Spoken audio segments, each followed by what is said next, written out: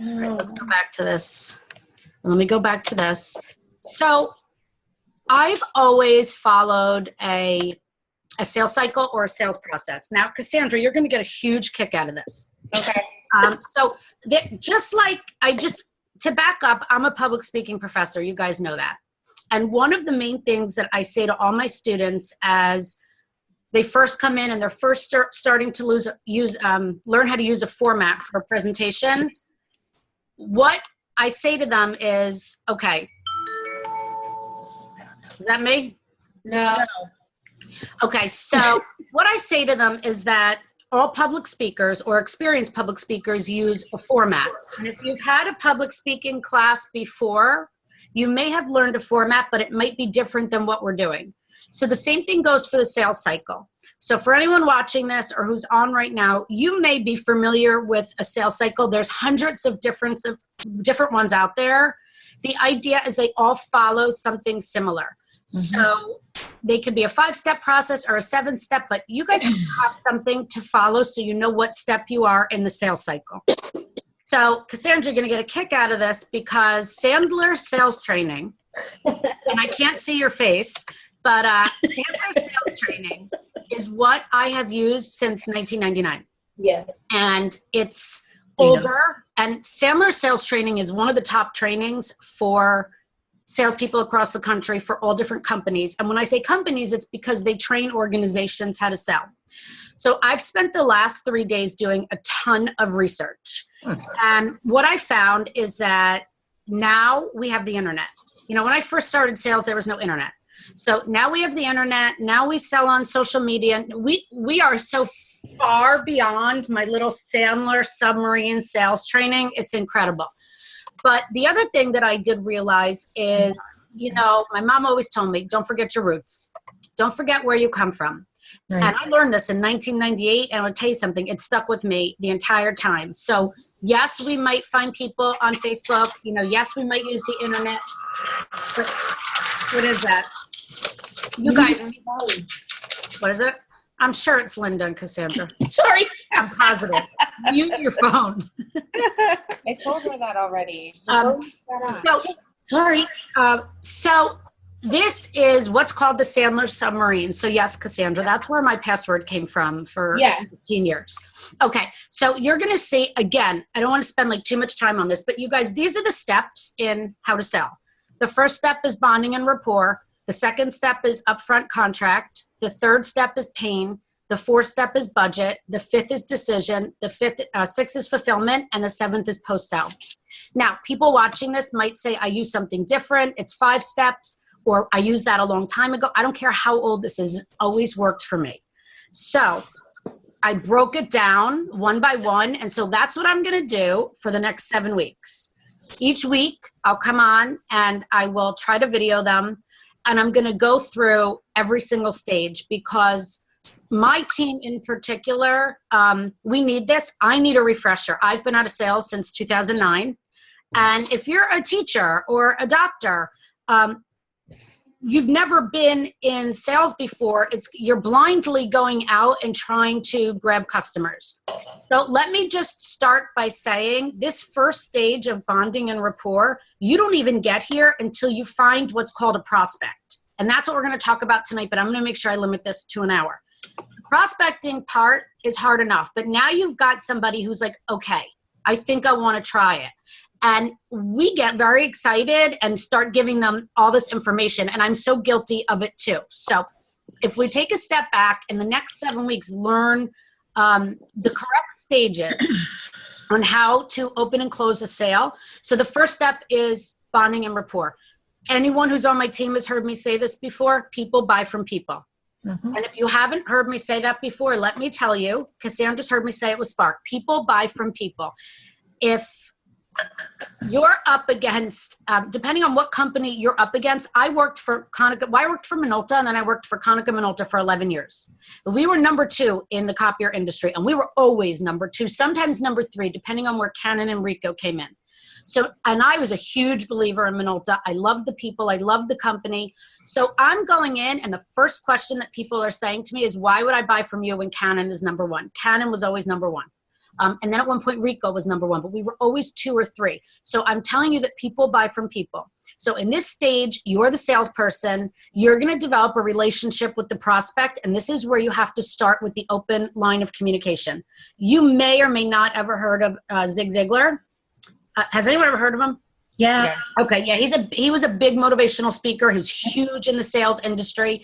And this was something I found today, and it spoke to me because I always say people buy from people. It's your responsibility to make the client like you. If they like you, they'll listen to you. If they listen to you, they will believe. And if they believe, they'll buy. That's why sometimes your really close friends and family don't really question it. They hop online and sign up because they know you and you believe in it. They're going to order it. Like Renee, for example, is my doctor. I don't think I ever would have ordered this product because I'm real weird with products, except that I knew if she was taking it, I would be okay. So next week we will work on the bonding and rapport. But if you don't have the rapport with the person, they're not going to buy from you. And if this is somebody that you know from high school, from 20 years ago, that you're just having a conversation about Plexus with on Facebook, you've probably lost them in the process of buying them because we need to work on having conversations with people that don't really necessarily have to do with Plexus to kind of build the relationship. You guys jump in, ask questions or anything. I agree with that. I think that and I've done it too. I've been like, how can I tell them all this information in the 2 minutes I have? There's no need to. I just pretty much open the door, give them information and tell them to contact me. I give them a sample and I check in with them about a week later. Did you try it? I don't want to just bombard them and make it like all I care about is hurrying up right that moment, making a sale. I've been contacting a lot of my high school friends because there's an upcoming reunion. Okay. And I haven't said a word about it. And then all of a sudden it kind of got one of my friends who travels a lot because her husband's always relocating was talking about how tired she is. I said, oh my God, you should try the stuff I'm using and it's wonderful. And blah, blah. She says, what is it? And we started a conversation about it and I let it go for about a week. And now tomorrow I'm probably just going to say, do you want me to send you some samples? And you can let me know how you do. So I think it's not about hurrying up. It's about building the relationship. So it is. And we all, as soon as someone emails me and says to me, all right, tell me about this Plexus stuff, I find myself going right into my Plexus pitch. And I should know of all people, wrong thing to do. Unless they're like, cut to the chase. Is it good? What's the deal? So the second step in the sales cycle, and by the way, the sales cycle can be an hour long, a week long, a month long, a year long. This could be real compact or this can drag out. So don't feel like, oh, I need to go through you just go through the stages. You don't know you're in them. The second one is upfront contract. Cassandra, you've heard me say this too. All the time. Stage, you make sure that you and the prospect both understand each step in the process. I want you to know I'm going to teach you in the next coming weeks about upfront contracts. They are very uncomfortable for a lot of people. And it was the one thing in my years of sales that we had trouble saying. It's getting a commitment up front. So will this happen every time? No. But it sounds something like this. So if I can give you all the features that you're looking for, and I can get you into your price range and your lease for the amount of months that you want it to buy this copier machine, would you go forth and sign the paperwork now?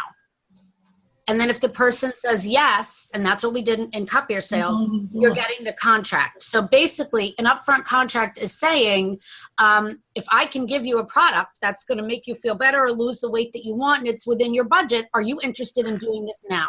You need to know right from the beginning if you're not wasting your time.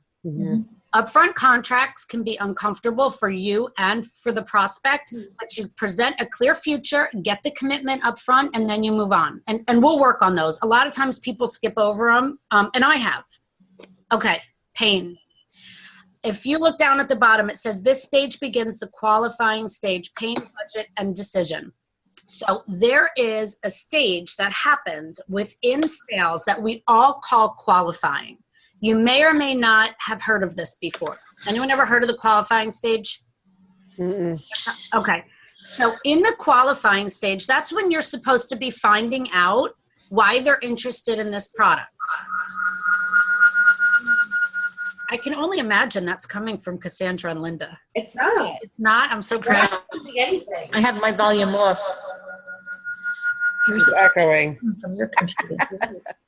Where's Terry? Is she still here? I'm here. Yes. I'm laughing because these are I'm your listening. neighbors. I love them. Terry, I'm coming across the street. Okay. Okay. It must be coming from you because you light up when that sound comes. She does light it. It's definitely coming from Linda, but I don't know why. She's not doing any reason for it. But you're welcome to come over here. I love Linda. Anyway. Okay. So, wait, I'm sorry. Let me go back. So this stage is super, super important. Not necessarily the pain stage, but the qualifying stage. We use this on a daily basis, and we actually use this as one of our appointments. Our first appointment would be, because we did face-to-face sales. I did face-to-face sales. My first appointment was to go out and build the relationship and qualify my customer.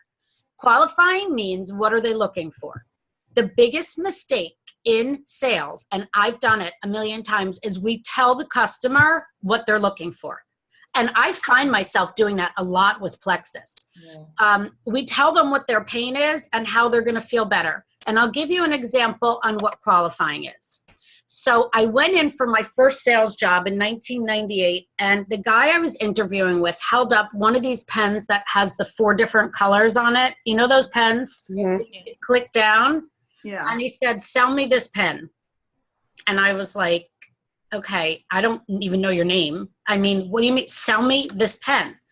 So needless to say, I started to say, well, I have this really great pen. It fits wonderful in your hand. It's very cost effective. It's got 4 different colors. I mean, I sold him the pen. Would anybody do anything different? Yes, no? No. Anyone else? No? Okay, because I did it totally wrong. So he looked at me, he said, "You failed." So what'd I do? He goes, "You didn't ask me what my needs were.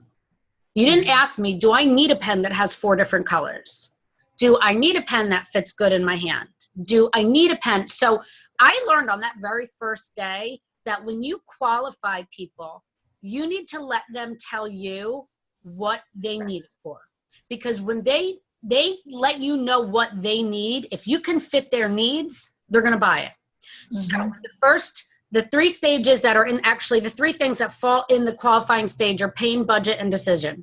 The first one is uncovering pain. And again, let me go back to my copier days because they were 11 years. I would say, okay, tell me what kind of machine you have now. Tell me what you do with it. And I just let them talk. And I want to tell you something. You guys know how much I talk. And the best salesperson is the best listener. You got to just give an open-ended question, sit back, and let them run with it. Yeah. And so if it always starts out with, "Our machine was so great, and it does this, and it does this, but you know what? It jams all the time. And then I realized we can't 3-hole punch it. I have a hard time making double-sided copies." So now you're writing down everything that's their pain. Their business is not running well because these things are happening. So when somebody emails me and says, "I feel like I'm having gut issues, my gallbladder or my digestive tract," I know for me, I'm not letting them tell me enough. I'm like, "Oh, you're having gut issues? My Triplex will help you." So what's happening is I'm just letting them tell me their surface problem. And their surface problem is that they're having digestive issues. And now all of a sudden I have the answer. And I'm telling you that I know I do it. It wasn't until I really sat down in the last 3 or 4 days and I realized I'm doing this. There needs to be an underlying reason why they're suffering from these problems. So you need to dig a little bit more and let them tell you. Wendy is my cousin, and I know that she can't talk because she dialed in. But Wendy, text me if I'm saying this wrong. One of her first customers, one of the first ambassadors that she had, ordered it because she wanted to lose weight for her vacation. And it turns out that she was having gallbladder issues. Wendy, I think gallbladder issues is what she was having, and almost going to have it removed. And since she's been on the Triplex, she feels better. Do you know, I read that, and that's my fault because Wendy was brand new. I read that on the 3-way message and thought to myself, how did I not know this person? Okay, so you wrote, I believe so. How did I not know this person was having gallbladder issues? Because I didn't go far enough to check it out. I told her the Triplex would be good. It's worked for me for weight loss. So pain is the most important thing. You need to let people tell you, not just their surface problems, but honestly, the underlying reason they're suffering. And the most important thing is the personal impact in their life. Are they very overweight? And is the weight causing any health issues? Renee will agree with me. We've got Ease, we've got Nerve, we've got the creams. Are they suffering with pain? And if they're suffering with pain, are they not sleeping? Is it affecting their work? I am so guilty of this. The minute they tell me a few surface problems, I'm quick to sell them something, but I will tell you I believe in this product. I mean, you all know me. I'm not an easy sell. And Renee's not either. And Linda, I know you're not either. So, so you need to uncover people's pain. You're so quick to get a sale because especially with the multi-level marketing, it's great. You get paid, every other week and we're so quick to get a sale, but are we recommending the right products? And does everybody think 30 days is enough? And if it doesn't work in 30 days, then they just move on. So qualifying is pain. You have to let people talk, but we need to dig more. Okay. All right, the next one is budget. Don't be afraid to ask people, and you might all be doing this already. Don't be afraid to ask them what kind of money they have to spend. Because money, resources, and timeline. Do they have the money to join and order this every single month, or should they be a preferred customer? I messed up so bad with this last summer. Everyone, Renee knows this. Everybody who was interested, I had them join. But I had the most white lines in the company by like the third month because these people really, a good 50% of them just wanted to maybe try it or just had the money for 1 month. And their timeline really was right away, I want to try it, I want to see how it works, and then they went white. So I wasn't qualifying them enough, and I wasn't saying, okay, I was afraid to say this turns on your auto ship because I didn't want people to say, well, then I don't want it. But as we all know, if they need to turn off the auto ship, they can. It's a very user-friendly back office, and it's also a very user-friendly company. They don't hold you to anything. You're not being penalized for anything. So don't be afraid to ask people what their budget is. The other thing, again, I'm going on my mistakes because I don't know every one of your personal mistakes. I've had everybody buy a combo. I am really bad with saying, why don't you just try probiotic first? Or why don't you just order a bag of Slim and see how you do with it? Because I'm such a firm believer in that triplex. But, not everyone has the money to order that triplex. So what if they ordered the probiotic, they feel really good, and 2 months later, they're like, Jamie, you know what? I really want to get the triplex now. Wendy, again, I know you can't speak, but Wendy's good with this, and Adriana's good with this, and Cassandra's good with this because they have had preferred customers and just said, well, why don't you maybe just try the drink? Cassandra's had somebody who's buying the shakes. We're forgetting too much about our shakes. I mean, I know with my team, we are. She has someone that just buys the shakes and the vitamins. So don't be afraid to ask people if they have money to spend. You just don't say it like that. Really, what's your budget and what's your timeline? Okay, decision. And this, again, when it comes to corporate sales, it's really, really, really important. You're talking to the decision maker. That's something you asked during the qualifying. Now, with this company and this product, you are talking to the decision maker 9 out of 10 times. If someone has to speak with their husband or wife, they'll tell you that. Right. But when you're sitting with somebody in this stage, you want to review the who, the where, the when, and the information for buying the decision. And basically, you want to say, let me sum this up for you. The reason they're doing business, which is their pain. Why are they doing this?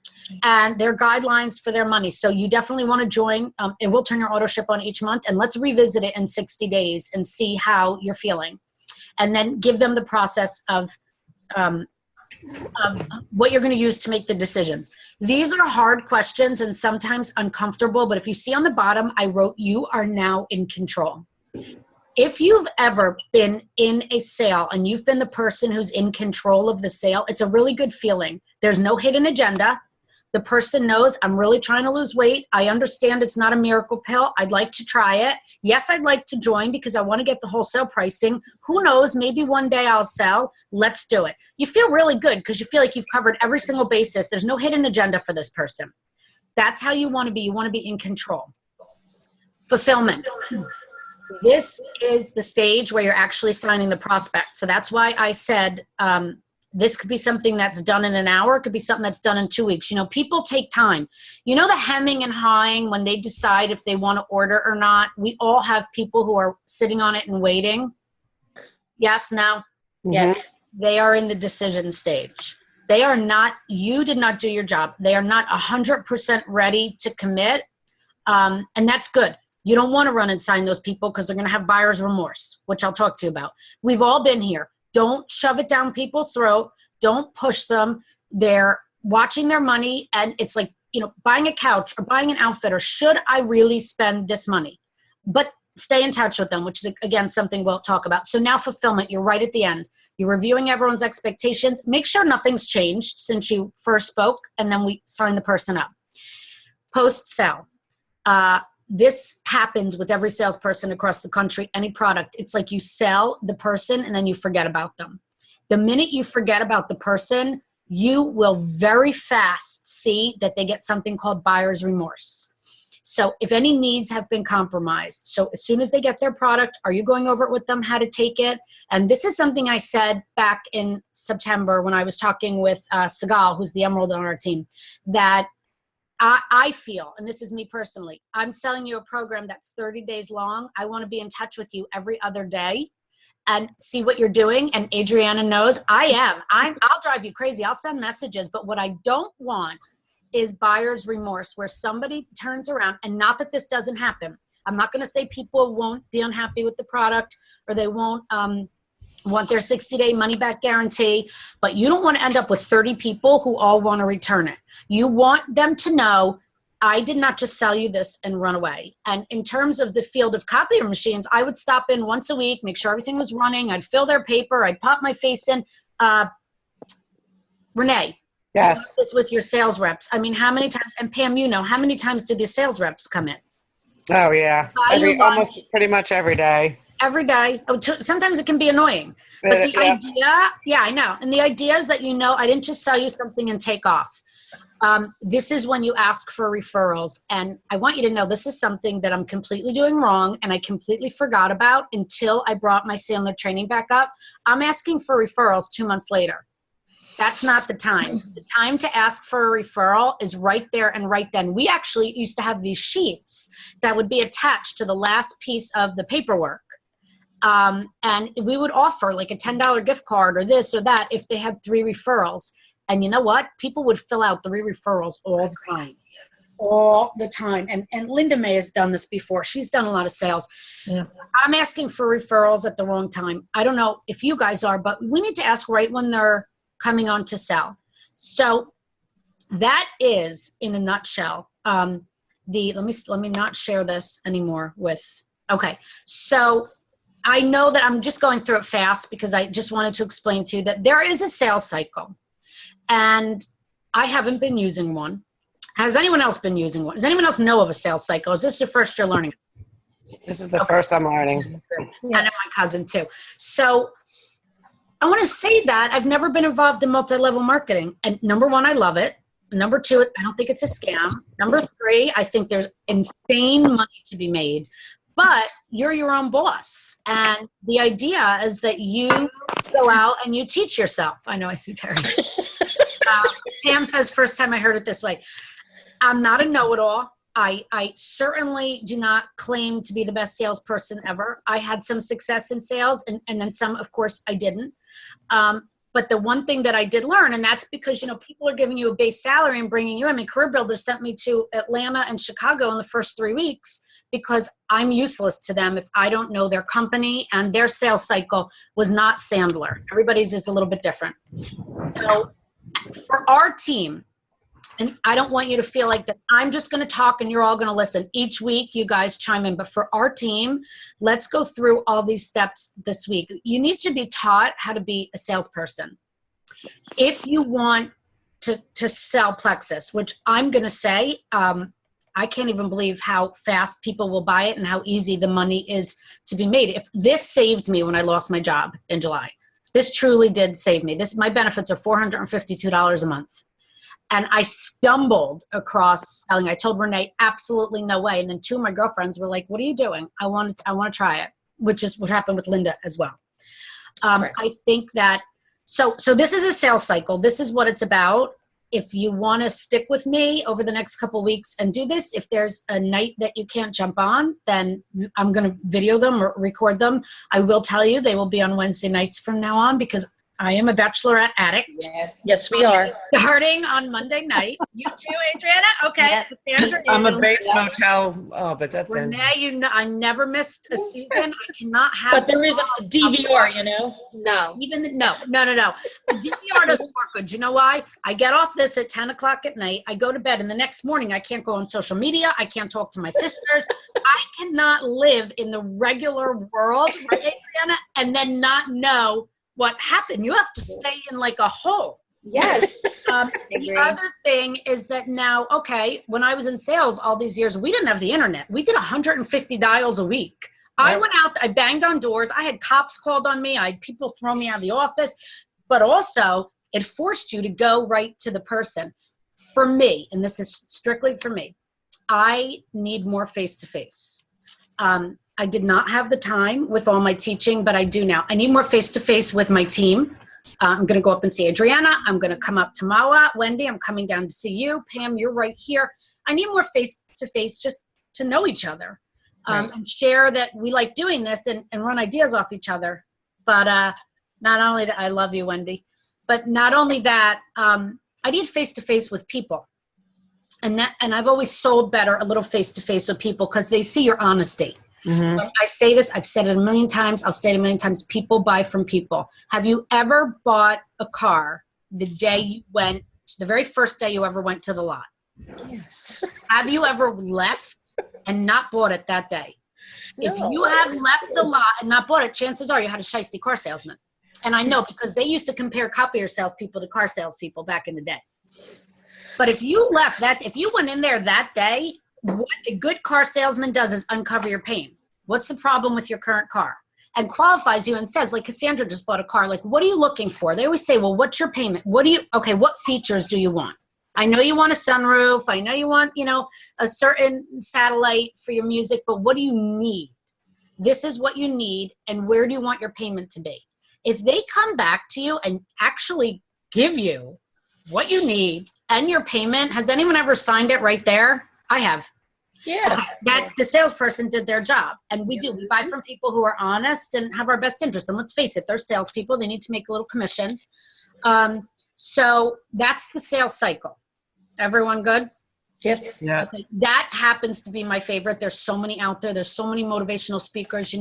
Tony Robbins is around a long time. I think it was 99. I went to go see him at Konica Minolta. We all went. We all watched him. He's powerful. He's like 7 foot on stage. And he was so powerful that at the end, and this, I'm telling you, it's going back to the late 90s, he says, now you can sign up for my coaching. I want to say it was $100 a month for 6 months. I want to say I spent a good $600 on it. This person's going to call you once a week. Did you walk on calls? It wasn't Tony Robbins. It was some person, some guy. I don't know. He called me once a week and motivated me, coached me on the phone. He helped me quit smoking. Then, I'm back and then, right.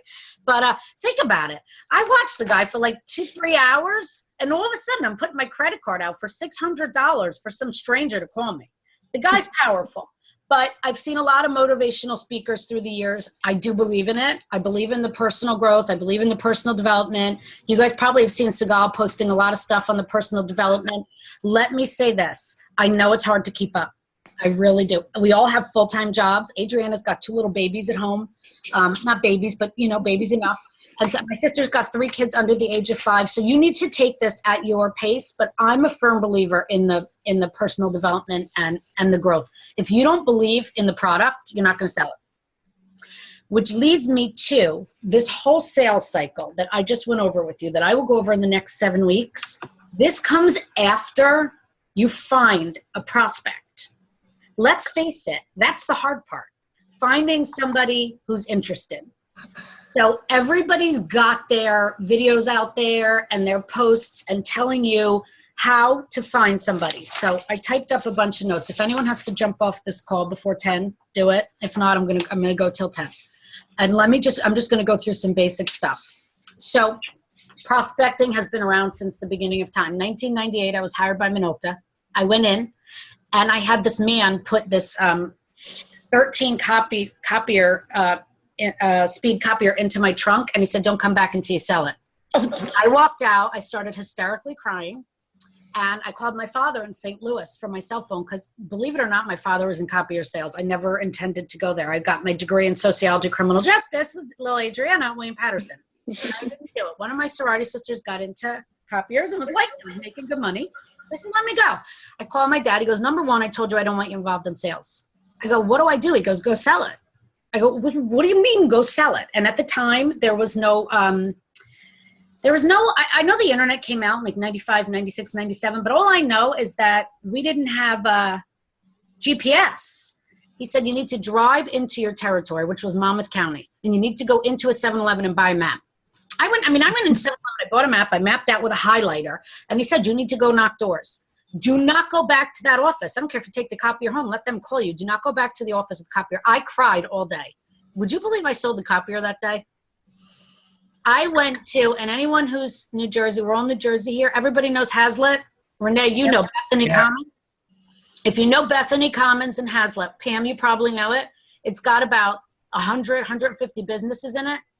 I walked into a guy who was doing a startup, and he had this little brother fax thingy. Now, let me just say, I didn't quote unquote sell it. We leased machines. So I was able to give him a deal, $33 a month. So $33 a month, he signed it. I didn't actually take the copier out of my trunk and give it to him. I called the office and they were like, no, like we weren't really meaning sell that machine. You're bringing that machine back. We're sending him a new machine. But I was so worried. I was like, I can do this. I was like a crazy person that day. I cried and then I said, oh my God, is this the real world? I want to go back to college. And I for $33 a month, which my God now is so cheap, the guy got this little tabletop copier. And so from that day, I want you to know what it did. It instilled a level of belief in me that my dad said, you could do this. You're a salesman. I'm like, oh my God, I am. I mean, I did telemarketing since I was 17. At this point, I was 22. It instilled a level of belief in me. So all this personal growth that we watch and that we do and that we talk about is talking about believing yourself. I don't mean our plexus belief stuff. I mean the stuff like you may have read books or you watch your own videos or we all download the images.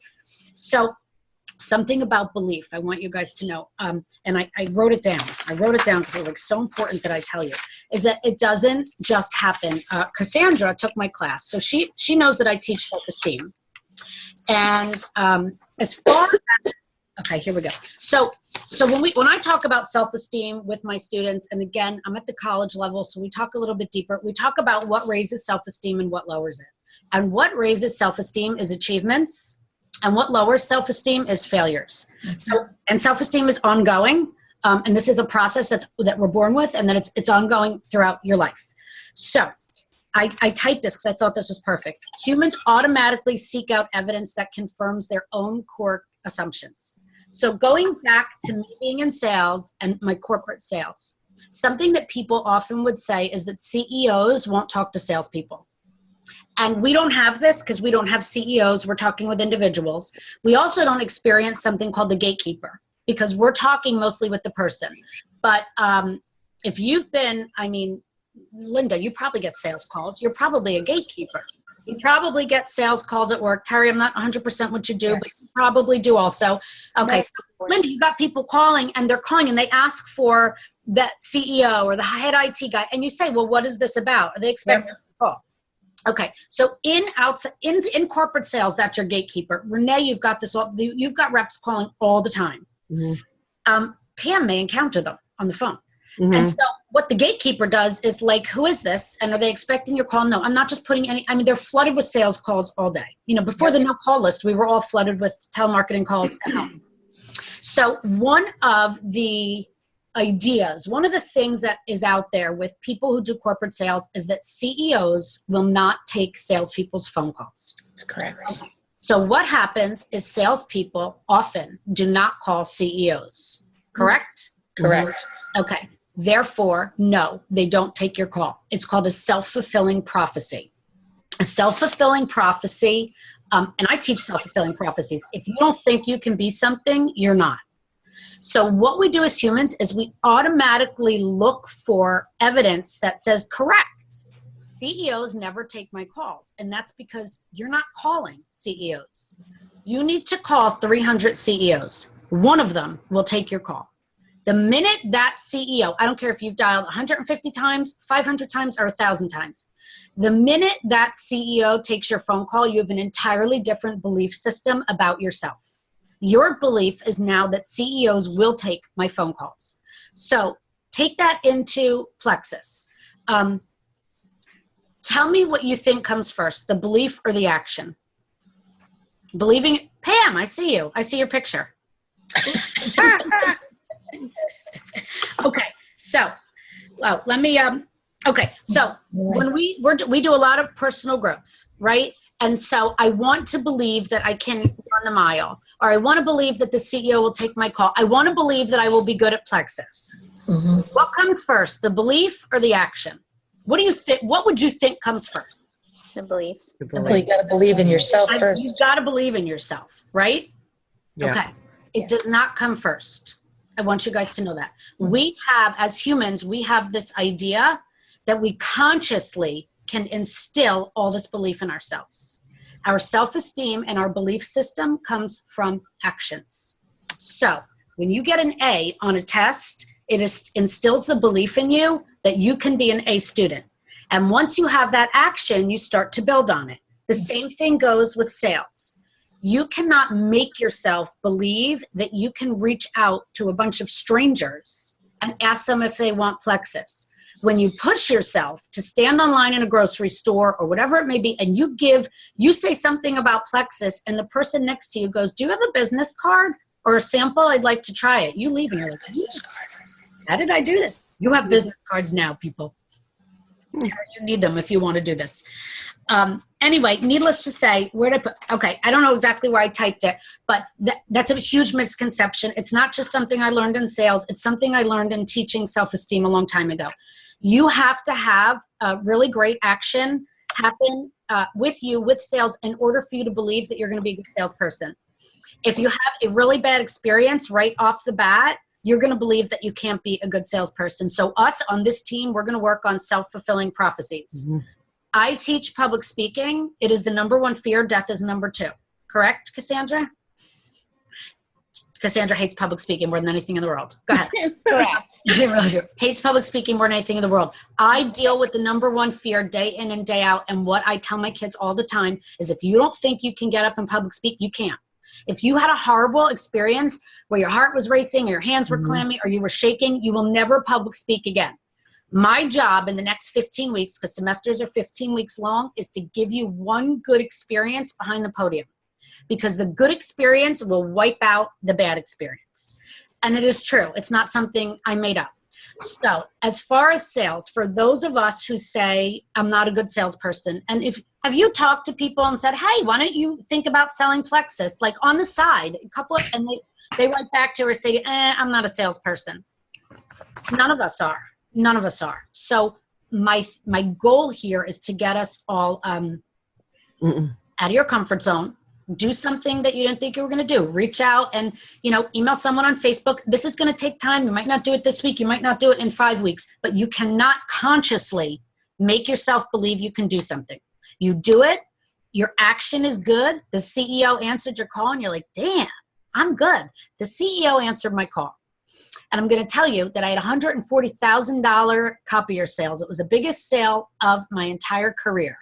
And it was not in the beginning of my career. It was later. And it was because I had confidence. And it was because I believed in myself, because I had closed a lot of deals. And it was on Industrial Way East in Eatontown. Renee, you familiar? Yep. Industrial Way East and Industrial Way West in Eatontown, New Jersey is lined with businesses. And that was my territory. And I remember it was a rainy, crappy day, and I had like a skirt and heels on, and I saw there was a big trailer setting up on this open piece of land. I got out of the car, and I walked up and knocked on the trailer door, honestly, because I was like bored driving around looking for prospects. And there was 2 guys in there looking at blueprints, and I said, "Can you tell me what company is going to be moving into this lot?" So it turned out to be Tyco, and they were located in Homedale. And I called the guy in Homedale, and he goes, "I have 12 bids. I don't need another." And I convinced this guy on the phone that he needed to see me. He needed my bid. Never in a million years did I think the guy's ever going to see me. He ended up buying from us. We sold him 25-something copier machines. It was the biggest deal of my entire career. And I got plaques and a promotion and all the thank yous, but nothing made me feel as good as, oh my God, anyone can do this. Do I feel proud that it happened? Yes. But could anybody have knocked on that trailer that day, found out who that company was, called the guy, and when he said, I have 13 bids, I'm like, yeah, but you don't have mine. He's like, what makes you so much better? I'm like, give me 5 minutes of your time and I'll tell you what makes me so much better. And he let me in, and I really did believe in the equipment. I thought the equipment was great. And we ended up narrowing down. He called me, said, it's between you and this one, and you're $7,000 more. For us, we say, oh, okay, maybe we'll take the probiotic out in the copier, and it's a little bit different. We're $7,000 more, and you're going to take it or leave it. So let me justify. That came from belief in myself. It came from me, someone putting a copier in my car and saying, you need to go sell it. So I want you to know, prospecting is not easy. The only other thing I want to explain to you tonight is a couple things. You've heard everyone say make a list. A year later, I'm with Plexus. I still have not made a list. Has anyone made a list? No. Linda, do you make the list of your prospects yet? Like a top 100 list? I don't have 100, but I write down people. Like I have Sam. No, Pam doesn't either. I want you guys to, none of us do. I'm supposed to be one of the leaders here. Me and Renee are leaders. I don't have a list. I don't have 100. I want you to know. I don't have 100. I have a list, and I keep checking off people who wound up buying or wound up joining. So it does work to keep the list. And it does. We should all have a list. Listen, that doesn't mean you have to reach out to these people. We all need to make a list on who we think, even someone you haven't talked to in 20 years, but you see things that they're posting. Okay, not maybe someone I'd feel comfortable reaching out to, but we all need to be having a list. Every time you're hearing Segal or an Emerald or this one saying, do your 100 list, I don't know why we haven't done them, but we need to do them. It doesn't necessarily have to be 100. And something I'll talk about next week that every company I ever worked for, it didn't matter what I sold. We did something called a 30, 60, 90. So when we're qualifying people who will close in 30 days, people who will close in 60 days, and anyone who's 90 days or more goes on the 90 days. So somebody who says, you know what, the product sounds good. Can you get back to me in a few months? Right now, where am I writing those down? And the reason I'm not doing it is because I'm not being held accountable. Every single Friday at 4 o'clock for 11 years, I had a meeting with my manager where I had to walk in with my 30, 60, 90 and fudge a bunch of people's names that maybe I didn't even go see, because back then there was no internet. And I'd say I knocked on all these doors. I used to collect the business cards in the diner. You know, when you first walk in, there's all those business cards. I was like, grab this one. It was like a known thing. We all did. And I was like, you can't. I was at that diner. You better not go there and grab the same cards. We were all friends on the team. When we had to do 150 calls, you know what we used to do for like the last 30 calls? We'd call fax machines. We're going back to the late 90s. We'd call fax machines, and as soon as I was like, okay, all right, I'll give you a call next week. It was so ridiculous, but you know, back then they didn't track it like that, and there wasn't the internet, and it was very different. But it was a numbers game, and it was the more people we talked to, and if we talked to it correctly, there were people who were interested. So number one, we're not making a list. Make a list. Like by next week, make yourself a list on just who you think. Even if you have 10 people on your list, people in your life that you think would benefit this. I'm not telling you have to reach out to those people. But if you think someone would benefit from it, we should probably be writing that. Really quick, 2 more things. Number 2, do not vomit on your friends and family. Oh, I know that. I've done it. You get a product and you're like, oh my God, you have to try this. And you almost get mad a little bit at your good friends or family that don't want to try the product because you're doing so well with it. I know Cassandra's exactly like me. I know the people she's got in mind that haven't tried it yet, but she wants them to and knows they will feel better. So don't vomit on your friends and family. You tell them what you're doing. You cannot be mad at people if they don't want to try it. If they want to try it, that's great. If you feel it will help their health. I have people in my own circle of friends and family a year later who I know it will help and they haven't tried it yet. And I laid off after the first month. The other thing is that your friends and family know you really well. So it works against you and for you. For you because you're credible, but against you because I don't know, how many diet products have you tried? I've tried about 100. So now I'm like, oh my God, Plexus is so great. Oh really? Weight Watchers was great. Isogenics was great. What else did you do, Jamie? So some of my friends and family are like, so I have to respect that. Sometimes you almost do better with strangers. Yeah. Okay. So just be careful and try not to take it to heart, friends and family. And the other thing is there's warm market versus cold market. There's warm calling and there's cold calling. Cold calling back in the day was just dials. Yeah. Hi, can I please speak with Mr. So-and-so? Hi, this is Jamie Keller. I'm calling from Minolta, Conica. I'd like to talk to you about your copy machine. They were like, no, thanks, bye. That was the old telemarketing. The warm call is not just friends and family. It's someone that you've spoken to one time. The cold call is a complete stranger. Don't be afraid to follow up with your warm calls. Don't be weird and don't stalk people. Sometimes you get in this really good back and forth Facebook conversation with somebody who you think is going to buy that night, and then they don't. Has this happened to any of you? And then you're Yes, like, yeah, okay, good. It just, like all of a sudden, what happened? You said you were going to go on an order. I keep checking my email. I don't see, right? I want you to think of it like dating. Think about the days you were dating if you're married. If a guy asked you out on a date and you said yes, and you went on one date or said maybe, I'll get back to you, and he would not leave you alone, you wouldn't even go on the date. You're like, honestly, you're driving me nuts. You haven't even gone out yet. Okay, don't stalk your prospects. Right. Give them room to breathe. There's nothing wrong with someone saying I'm interested in it. I was just going through my Facebook messages yesterday, and there was a girl I wanted to reach out to. I talked to her in October. And don't be afraid to reach out to somebody you talked to in October and say, hey, just want to see if you're still interested in the product. As real as you can be and as normal and as honest you can be, I'm just wondering if you're still interested in it. So don't be weird and don't stalk them. And people are going to be more attracted to you if you're not, if you only have, we used to talk about this. We used to call it the pit, the sales pit, because we'd all be in it at the same time. Picture like boiler room. So I have like 100 people on my list to call, and my friend next to me has 4. You stalk the 4 people because it's your only prospects. It's the worst way to do business. Right.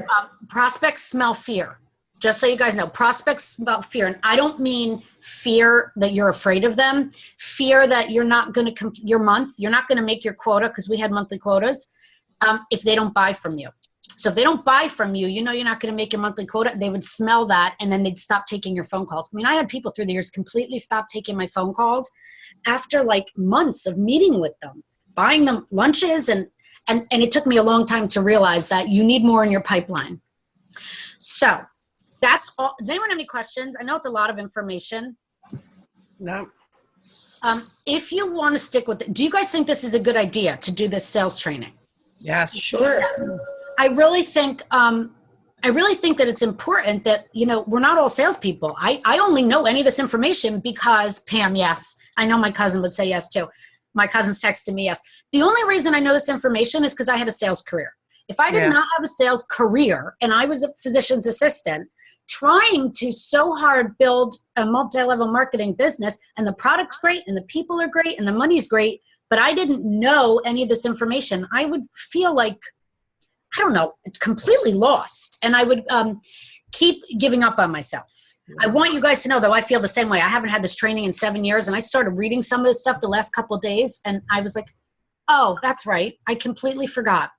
Yeah. The other thing about sales is it's like dating. You have to remember this. Sales is dating. It is rejection. You have to grow thick skin to be in any kind of sales. People are going to say no all the time. You can't take it personally.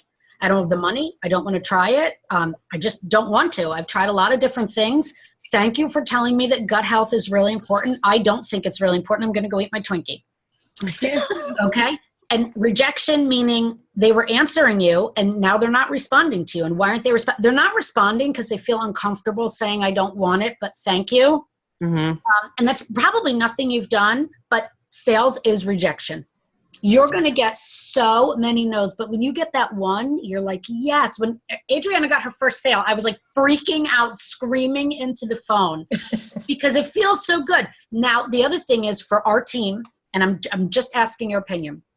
Do you guys feel, there's no right or wrong answer to this, do you feel that when somebody orders something from you, you're following them through the first 30 days? Are you giving them enough attention? I don't do every other day, but I keep a log of who I did call, and I ask them via text or whatever, how are you doing? What's been your positive outcome so far? What are you taking? When are you taking it? You know, I find that I don't do it as much as I should. So she said she's taking everything right, and some things are better, and some things she doesn't see a change. So I wanted to give it another month. She joined, Good. with no intent to sell, but she just wanted to do it because of the wholesale price, and she wants to get her gut healthy. So she's on the triplex. I'm hoping she, continues to do better. Her bowel movements are better. She wasn't going, now she's going, but she's saying it's keeping her up at night. So she's just going to play with it. She's got, okay. And this is, again, I went over this with Sigal, and that's why we created Team Fit and Fearless. And that's also why we kind of put that manual together. This is an individual thing, or we can do it as a team. But I will say, just before we get off, any diet or health, not even just diet, health program I've ever went on, if I wasn't held accountable or didn't have someone to say, am I doing this wrong? I don't feel like it's working. I dropped out. I know me. I dropped out in the first 30 days. Yeah, I would too. For us, for our team, for Renee's leg down, meaning Renee and me down, let's work on this. Do not be afraid to call or message somebody after they got their product and say, how are you doing? You guys all know how I feel. You let them know. Message me or call me when you get your product. I'll go through it with you. I've done it with Linda. I've done it with Adrienne. I've done it with Cassandra. Renee's done it with Pam and her people. I'm your upline. Linda's Cassandra's upline. As you start to learn the products, you will do it. Do not be afraid to use us. If Terry all of a sudden says, I have somebody that wants to try it, and Linda may or may not feel comfortable enough going through the whole process, just open a 3-way chat with me. Right. That's the great thing I love about multi-level marketing. If you sell, I make money. If the people under you sell, you make money. So Adriana knows this. We've been on a couple of 3-ways. I'm doing this a year now. I have a lot more experience on what the products do and how they work and what we should change. But we have to stick with people. I know we've had like shipping issues and this and that. I can't even look at Adriana when I say that word. Shipping issues. So I feel like a lot of that has been overcome. But so we're going to go through the sales process. We're going to go through how to qualify a customer. I think you're going to feel more confident in it. But remember, you can't just go read a bunch of books and then believe in yourself. You've got to get out there. You've got to do something. You've got to get a door slammed in your face. The first time you get a door slammed in your face, it builds character. Tell you, they're like, I'm going to call the cops on you. I go, do it. I know we're the chief of police in this town. And then I was like in my car, oh my God. Those days they had the no soliciting on the door. They said, don't, but we went in anyway. So they had every right. Exactly. It's a little different now. But it built my character. It did. So I need to go back to my roots in order to be a better salesperson and a better leader for this. But I will tell you that everybody who's on here knows me. Terry's getting to know me. I'm not an easy sell. I believe in like nothing because I think everybody's, you can't sell me the Brooklyn Bridge. I love this company. I love these products and we're on the ground floor of it. We have an emerald in our state. And is Lisa in New Jersey, Renee? Sapphire. Lisa who? I gotta look it up. I think we have one emerald. No, we got one emerald and one sapphire in state. She might be New York. We don't even have a gem in New Jersey. We don't even have a ruby or a senior ruby in New Jersey anymore. This is such ground floor stuff. This company is almost doing $1 billion a year. Yeah. I don't know the exact numbers. I don't have them in front of me, but let's say there's like 100 schools in Texas because they started in Arizona. Texas is huge. This is the East Coast. I've had people say that are living in, we meet people all over the country who are like, I want to move to New Jersey just so I can sell this there. So we really are on the ground floor. With that, I will say, I've become very friendly with people all over the country. Renee, I know you have as well.